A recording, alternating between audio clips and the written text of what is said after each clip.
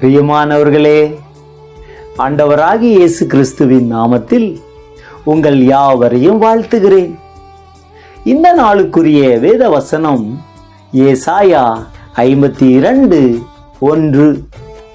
எழும்பு எழும்பு சியோனே, உன் வல்லமையை தரித்துக்கொள்.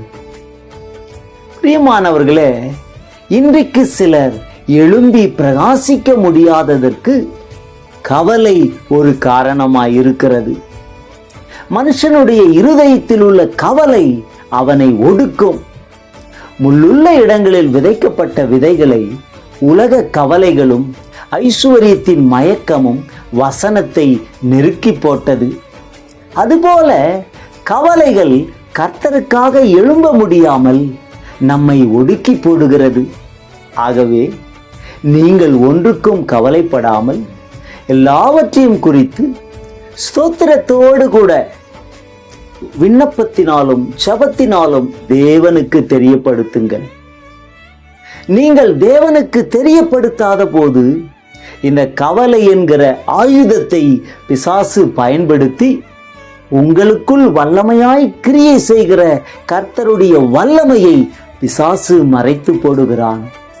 ஆகவே ஒருவரும் தேவனுடைய கிருபையை இழந்து போகாதபடிக்கு உங்களுக்குள் இருக்கிற கசப்பான வேர்களையும் கவலைகளையும் தூக்கி எறிந்து இயேசுவை போல அலைகளையும் பெருங்காற்றையும் இறையாதே அமைதலாயிரு என்று சொன்னது போல உங்களுக்குள் இருக்கும் வல்லமையை பயன்படுத்தி அநேகருடைய வாழ்க்கையின் படகு கவலை என்ற சமுத்திரத்தில் மூழ்கி போகாதபடிக்கு அவர்களுக்கு உதவி செய்யுங்கள். ஆகவே இப்பொழுதே உங்களுக்குள் இருக்கிற வல்லமையை அறிந்து செயல்படுங்கள். ஜெபிப்போமா? அன்பின் பரலோக பிதாவே, இயேசுவின் நாமத்தில் ஜெபிக்கிறேன்.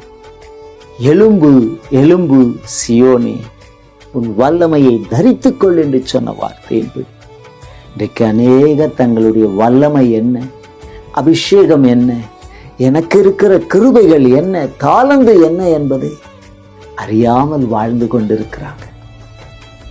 இந்த வார்த்தையை கேட்கும் போதே ஒவ்வொருவருக்குள்ள கிறிஸ்துவின் வல்லமை கிரியை செய்யட்டும்.